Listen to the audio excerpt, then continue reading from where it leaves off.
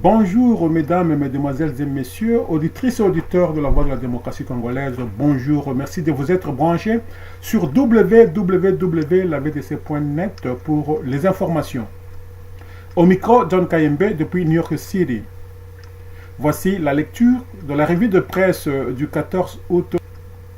La publication ce week-end par la Commission électorale nationale indépendante de la liste définitive des candidats à l'élection des gouverneurs et vice-gouverneurs dans 9 de 26 provinces de la République démocratique du Congo est l'un des sujets commentés par les journaux parus ce lundi 14 août à Kinshasa.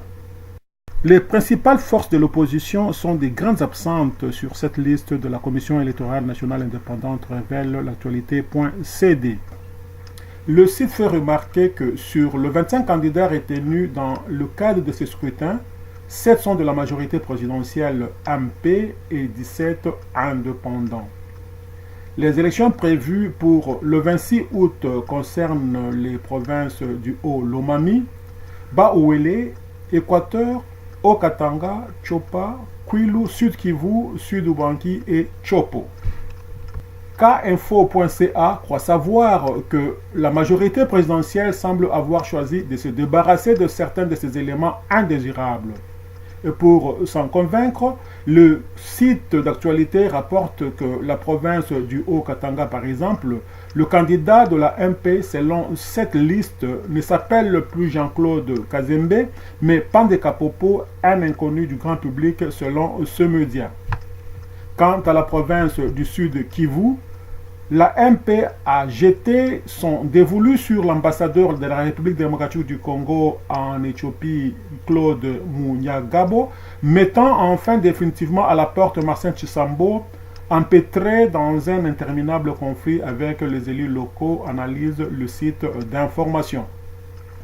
Forum des As rappelle que la publication de cette liste intervient après le verdict des cours d'appel consécutifs aux 29 recours déposés par certains candidats et regroupements politiques.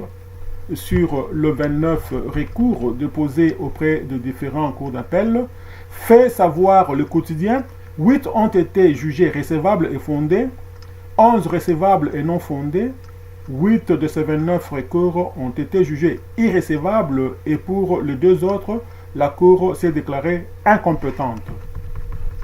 Autre chose maintenant, hier dimanche, actualité.cd titrait Olengankoy.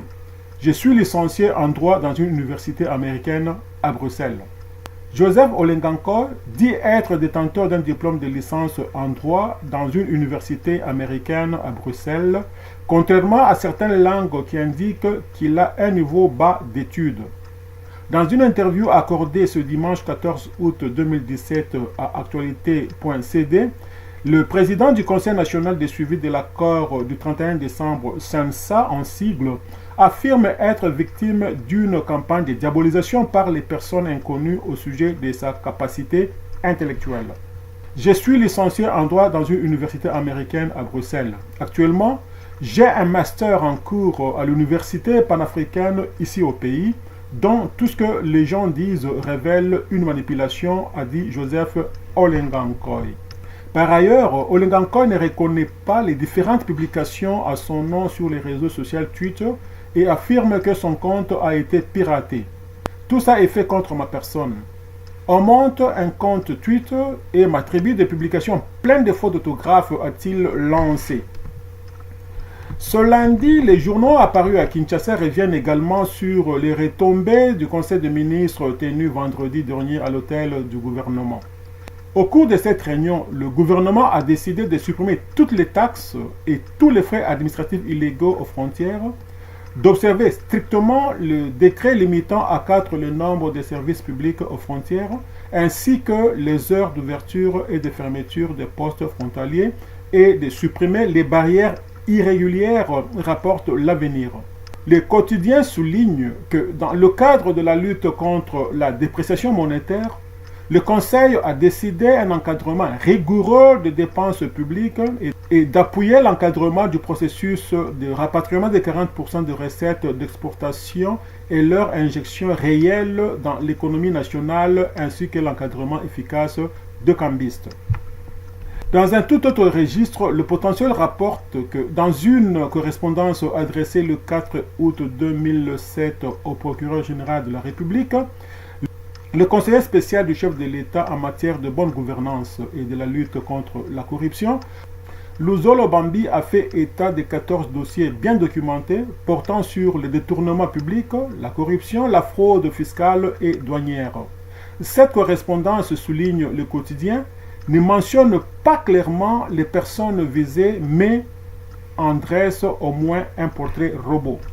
Sont spécialement mis en cause les hauts fonctionnaires de l'État, des mandataires publics, des hommes d'affaires nationaux et étrangers, des responsables de banques commerciales ainsi que de la Banque centrale du Congo, révèle le tabloïd, qui note également que le dossier sale représente un manque à gagner de plusieurs millions de dollars américains pour le trésor public. Merci donc de nous suivre. Au micro, John Kayembe, et à la prochaine.